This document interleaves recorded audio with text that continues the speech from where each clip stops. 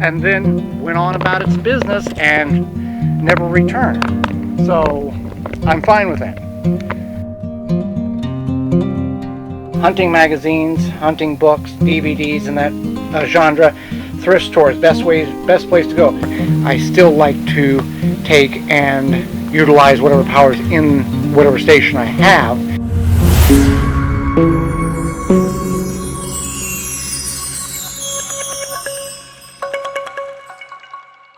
Welcome to another weekend here up at Time by the Tent. Welcome to the channel. Appreciate you coming along. I have the fire started and our flag from emflag.com up. Very nice current temperatures, about 75 degrees, overcast, light winds. Tomorrow they're calling for sunny and 84, something like that. So I do have a few things I'd like to get done. I'm not going to overwork. I mean, I don't have a whole lot. At some point I'll find more things. I do have want to frame in. I've got some additional framing I want to do under the cot in there, just to add stability, because it's kind of needs some help there. And that's kind of the big project. We have accomplished a lot in the last couple of weeks, and if you followed along, you certainly will have seen that. So I do need to get the stuff out of the car, the rest of the stuff out of the car, bring it up. And did have a bear come into camp, oh, what was it, Wednesday or Tuesday this past week. It was like at 9:30, and I'll show you the picture, and if I can pull the video, I'll show that to you. It came right through here. I'm not sure quite where until I get the video pulled. And then at 2 o'clock in the morning, it walked back through, stood on the edge of the bench there, smelt the back of the bench. You can see the trail camera, security camera right there, and then went on about its business and never returned. So I'm fine with that. That tub there is full of cast iron pots and pans that we have cooked with. The campfire, we've cooked over it and had grease drop in it. The tent, we don't have any food in it, so that's not a big concern, but the curiosity may have been, let's see what's in the tent if you're the bear. But other than that, it never did explore any of those avenues. And even when this bear, we believe is the same bear, about a month or so ago, climbed up onto the edge of the barbecue grill, which hasn't been used in 1 year, and then climbed down and then headed back down. So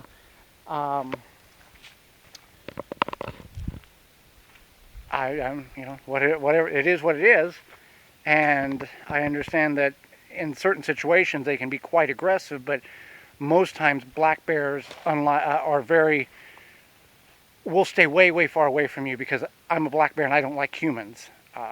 Compared to, from what I understand, grizzlies, they'll eat you and then ask why you were in their territory, type of thing. We did have a nice big sow, that's what a female bear is called, in the woods a couple of Fridays ago in the center portion of the property, which that's fine, but she was a very large bear. Now, I'm not hunting bear, and I think I explained this in a video prior, maybe not, I'll explain it briefly here. In Wisconsin, because we don't have the amount of property that is required to obtain landowners permits, and I don't know if that falls under the category of black bear tags, we would have to, or I would have to, apply for a lottery in December to see if I'm selected in February in order to hunt that coming September. So I couldn't even do it this year even if I wanted to. Deer is different, as I can buy the tags any time, and then they have the opportunity to purchase additional antlerless only tags in August. Black bear is a whole different thing. So at the earliest, if I said I want to hunt black bear, December of 2024, I would have to be put in the lottery. February of 2025, I would see if I was selected in order to be able to hunt in September of 2025. And from what I understand, in our zone area, I think there's zones, there's 5 zones in Wisconsin. For people whom is applying for the lottery, the average selection of that individual is about once every 9 to 12 years. That was per a video put out by the DNR last year on a seminar on how to hunt black bear. Very, very popular. And there's a whole lot more to do when you harvest a bear than you would if you just harvest a white-tailed deer. So that's the story. So I'm going to go down and get stuff out of the car and get the weekend started. Okay, first on the list is the cot frame here thing. So I've got these two legs here. I'm going to run a board probably on the inside. I'm going to frame it up like a table. I'm going to run a log here on the inside, cut the log in half slightly so I can put it here flat, and do that all the way around to firm this up, because right now these are a little on the loose side. Let me see if I got this 1x4. So what I'm with a log, I'm going to go that way and then that way. I mean, I guess I could use what I have here. Hey, let's do that. Instead of going down and cutting wood for this, let's just use, I've got 4x4s, or I've got 1x4s, and I can do it on here. Let's see what I can do here. This is a project, obviously, is not important to anybody else, just showing you what I'm doing. The reason why I'm doing this is this leg here is compromised. The floor is not level because we're out in the woods. It's not a cabin of any sort. Let me pull this out. I do have a board there. So I'm just trying to basically salvage what I have here, probably for this year and maybe next. We looked at, the mattress is 60 by 80, 6-inch thick memory foam mattress. As soon as we got home last week, I started looking on Marketplace for futon frames, beds, and had already found one right away. However, this mattress was bigger than what the frame was. The frame on that futon was like 75 by 50. Width, not bad. Length, I would have 5 inches shoved in, and it wasn't going to work. So now I'm going to go with a different plan of attack, and then at the end of the year when we take the tent down, I can just unscrew the 4 screws on this side, the same as a duplication on the other side, and let it set. And if we find something better over the winter, fine. If not, this will suffice until we are able to bring up a cabin, get a driveway put in, bring a cabin up, and then we'd actually get an actual real bed, because the cabin would be level, not on the forest floor. So when I figure this all out and get it complete, I'll show you what I've done just to finish the story on this. The job is complete. Temporary fix. Took a log there, notched it here, 2 screws on each side. Same on the front side. 1x4 there, 2 screws there. And though there is still a little give, there's no real way that you're going to set on this and kick it and have this leg come all the way out, because I've got it braced. So when one thing moves, everything moves, and that was the goal. Now, we looked at this last week, got home, thought about a futon. That wasn't an option. Then we thought about, okay, how about we bring pallets in and do like 3 pallets high and put the mattress on. And then the concern was maybe that's going to be too firm, because Holly likes a soft mattress, soft bed. With this bed here, or the cot, it's got that metal frame there, and then it's got that fabric, which gives you, some give there, in addition to the 6-inch mattress. This is a Coleman bed frame that was an air mattress. That we got rid of the air mattress because that was just the most horrible thing, uncomfortable thing in the world. So then we thought pallets. Then I thought, okay, no pallets. What if I just took and did the whole perimeter of the bed with logs. So it'd be like a box. It would be logs this way and it would be a box. Well, then I started looking at pictures that I had taken from underneath. It wouldn't work because the leg is in the same proximity as the frame. So then I thought, well, what about what I did here, but do a box there? And then I was like, if we're just going to get rid of the bed in a year, maybe 2 at max, there's no need for me to spend 3 or 4 or 5 hours, whatever the time frame is, gathering large logs and building a box and then setting this on the box and all this other stuff. So this took a lot of little notepads of drawings and thinking in order to do this, and this is fine for what we want, and it's nice and firm. So that job is completed. Probably something you'll never have to do, but took a lot of thinking in order to get to the most simplistic answer that was the most functional. Here in our tents, we have a library, and we're building on that library. And if you're looking for hunting magazines, hunting books, DVDs, the best place to look is thrift stores. I went to 2 thrift stores yesterday and acquired all of this, plus 6 hunting DVDs for $20. That book right here retails for $32. The deer hunting book is $20 if bought new when they were new, and each magazine shows $6 a piece if bought new. And I don't know how expensive those were. Those were in the early 90s. Those were $1.80 a piece, plus the 6 DVDs I got, that if you buy new in the current series that DVDs are in the hunting world, you're looking at $18 to $22.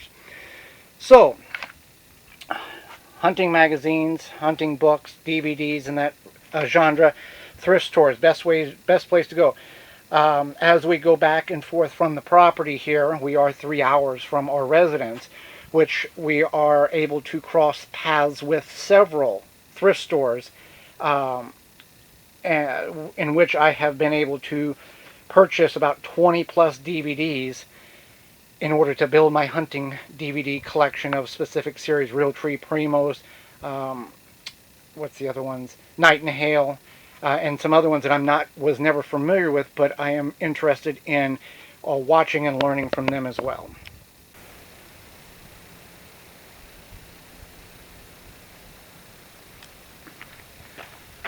This is the rest of the tree that I used for that framework under the bed. So that's the advantage of bringing it up here, use what I need, and all that's going to be burnt tonight at the fire. Just saves on throwing the wood that I have on the firewood that I've got built up. Utilize what I bring up. And to finish up the story about the magazines and DVDs, I have found that if you're going to look for hunting DVDs or hunting books, the farther away you can get from a metropolitan area, the better you are. In the big city, there's going to be a lot of thrift stores. You're going to find minimal to almost nothing. As you pace yourself out and go farther and farther out in the country, that's where you're going to find the largest amount of hunting, fishing, DVDs, and magazines. It's just the way it is.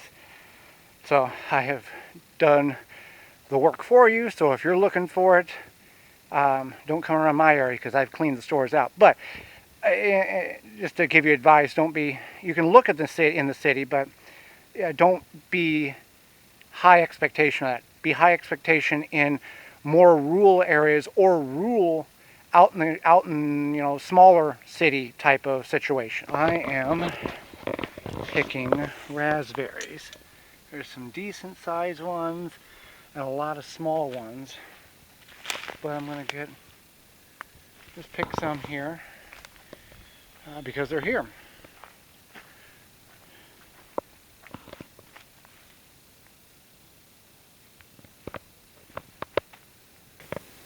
Alright, that's just a handful walking down the trail to the car. Not many there, maybe a little less than a quarter of or eighth of a cup, I don't know. Two handfuls, very small berries, but I understand, and I already knew this, but how expensive they are at the store. because of how hard it is to pick them, I guess. And with all the rain we had up here, I certainly thought we'd have bigger berries. But there is still a lot of plants that still have berries on them, but they're all this size.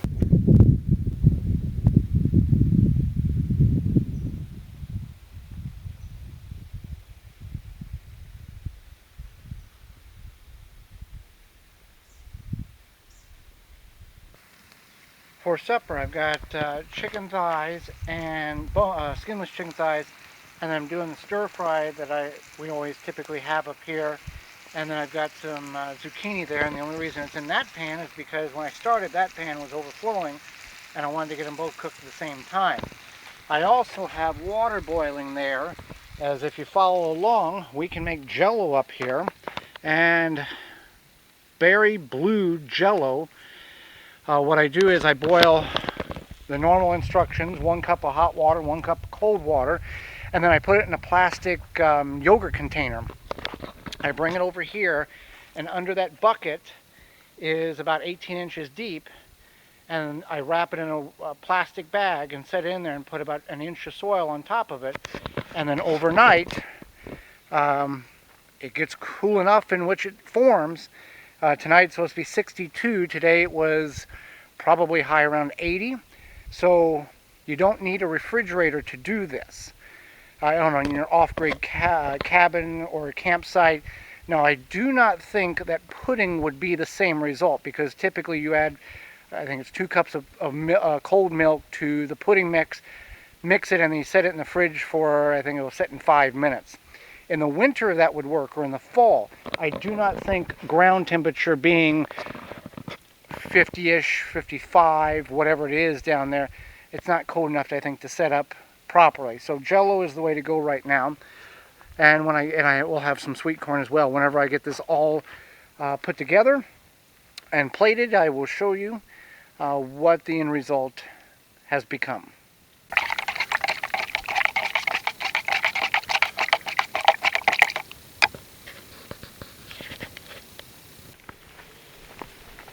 If you followed the videos before, you know how this is done. Set it down in there, put a little soil on top of it, dirt, sand, whatever, and we'll see what we have in the morning.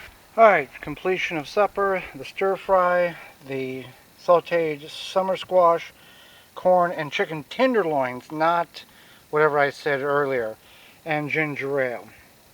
So I will enjoy this next to the fire, which is all on that side because that's where I was cooking at. So until tomorrow morning, if anything happens, I'll let you know, but I will see you in the morning. Good morning. Uneventful night, which is good to have. Getting the camp stove out to do French toast. Do it this way instead of over the campfire because I can control it a lot better than over the campfire. I'm sure it can be done, just a little more touchy. I want to be as simple as possible. So I got it set up here, got it level. Normal French toast, nothing special about it. And we will get the day started. I will also, after I get this done, check on the Jell-O and see how that has turned out or not turned out.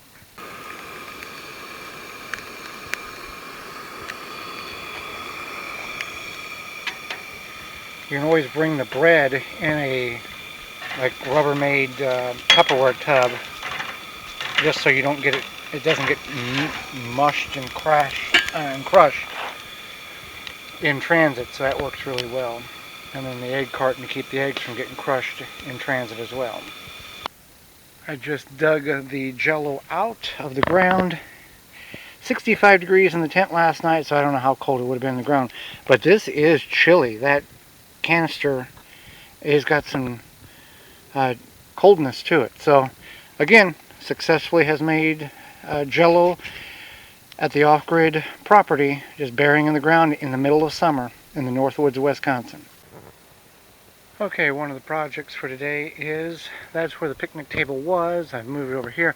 I need to clean this area out and make sure I have a 12 by 15 area for the tent when Holly's family comes up in a couple of weeks. One tent's going to go under the deer hanger, which has been prepared, and then the other one's going to go there. If it is not wide, I don't know how wide it is. I'm going to clean it up, measure it. I think either it's going to, that'd be about right for the width, and the length might have to come this way. So just one of the preparation things, and I need to clean that area out anyway, with all the leaves there.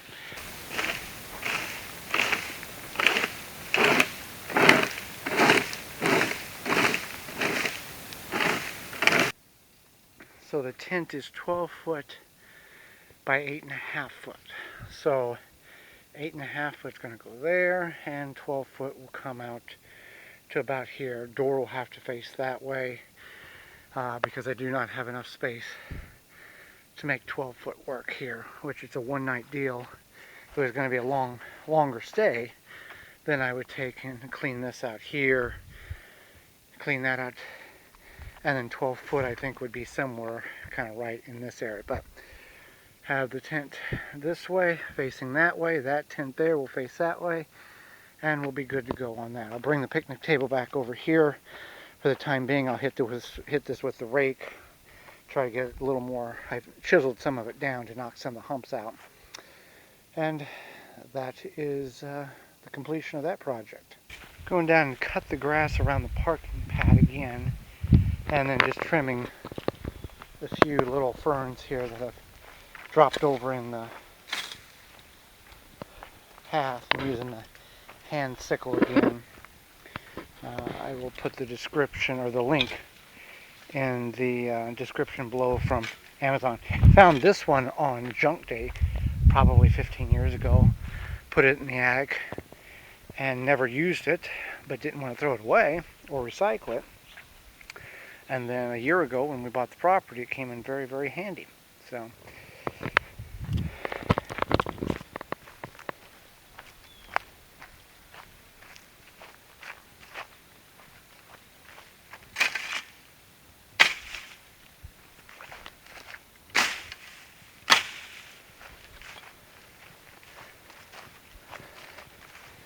did this about a month ago.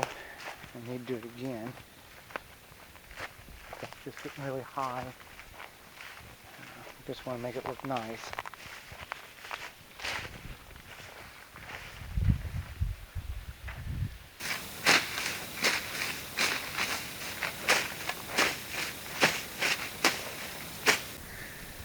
There we go. Much better. Got around all the car and around our address sign.